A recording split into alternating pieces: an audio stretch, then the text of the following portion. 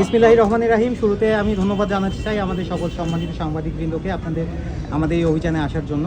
আপনারা জানেন যে পলিথিন আমাদের সমাজের পরিবেশের ভারসাম্য নষ্ট করার জন্য অন্যতম একটি অন্তরায়। তো এই পলিথিন নির্মূলে আমাদের সরকার সর্বদা সচেষ্ট ছিল এবং আমাদের বর্তমানে পরিবেশ উপদেষ্টা মহোদয় এই পলিথিন নির্মূলে যথেষ্ট সোচ্চার উদ্যোগ আমরা গ্রহণ করেছি। এরই প্রেক্ষিতে র্যাব ফোর্সেস সারা দেশব্যাপী এই পলিথিন নির্মূলে অভিযান পরিচালনা করেছে। তারই ধারাবাহিকতায় আজকে আমরা রাজশাহী মহানগরীতে বেশ কয়েকটি স্পটে আমরা পলিথিন নিরোধ কর্মসূচি পালন করছি। আমাদের সাথে পরিবেশ অধিদপ্তরের উপপরিচালক মহোদয় আছেন, আপনারা দেখেছেন।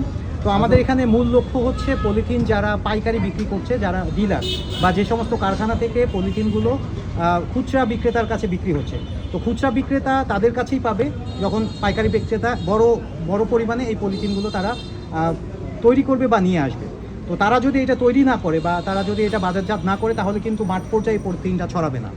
সো আমরা এইভাবেই তাদেরকে মূল লক্ষ্য করে আমরা এখানে কোর্ট স্টেশন, রাজশাহী মহানগরী হরগ্রাম সুপার মার্কেট, আপনারা দেখেছেন ইতিমধ্যেই 4-5টা জায়গায় কাজ চলছে এবং রাজশাহী মহানগরীতে একটি বড় কারখানা আছে যেটা কাটাখালীতে। আমরা এখান থেকে আমরা ওখানেও যাব। তো এই অভিযান আমাদের চলমান থাকবে ইনশাল্লাহ। আমরা পরিবেশ অধিদপ্তরের সাথে সমন্বয়ে আমরা পলিথিন সমূলে নির্মূল করার জন্য এবং পরিবেশের ভারসাম্য রক্ষার জন্য আমরা আমাদের এই অভিযান সর্বদা চলমান রাখব।